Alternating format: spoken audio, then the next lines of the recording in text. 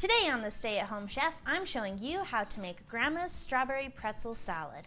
It has a delicious pretzel crust, a creamy cream cheese inside, and a strawberry jello to top it. You are going to love it.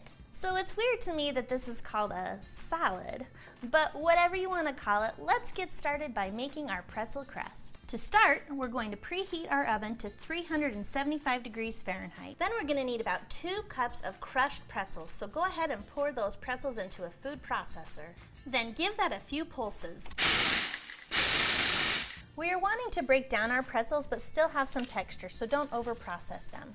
And if you don't have a food processor, that's okay. Use a blender or whatever you've got. Break those up. Then once our pretzels are nearly processed, we're going to pour in 2 tablespoons of granulated sugar. Then add in 3/4 a cup of melted butter. And make sure to blend that all together.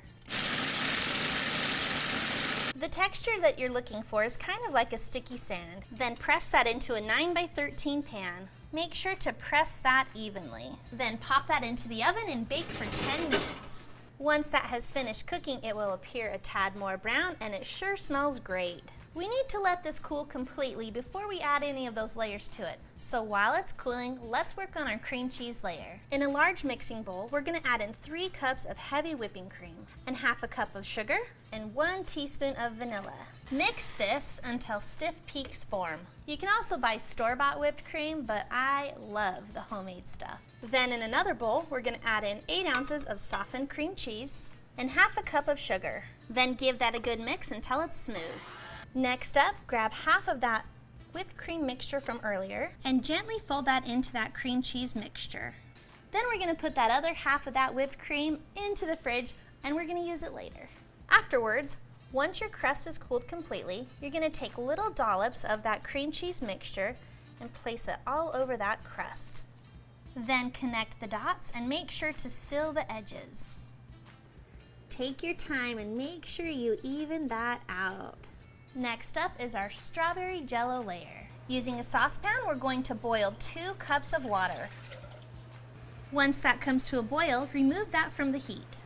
Then immediately pour in 2 3-ounce packages of strawberry gelatin. Stir that until there's no granulation and it's well dissolved. Into our gelatin mixture, we're going to carefully add in 20 ounces of sliced frozen strawberries. Stir that until it's all mixed together. Now carefully spoon that strawberry Jell-O onto that cream cheese layer, spreading it across that cream cheese layer carefully and evenly. Now you can also use fresh strawberries in this recipe instead of frozen, but make sure to let that Jell-O cool down to room temperature before you add in those fresh strawberries. Once you've got all of those layers assembled, you're going to pop that in the fridge for 2 hours to let that Jell-O chill completely. Once that Jell-O is all set, top it with that whipped cream and you are ready to eat.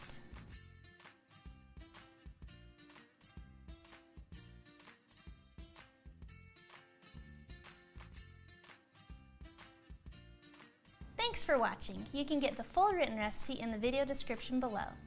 Be sure to check out thestayatHomechef.com where you can find hundreds of restaurant quality recipes you can easily make at home. We'll see you later.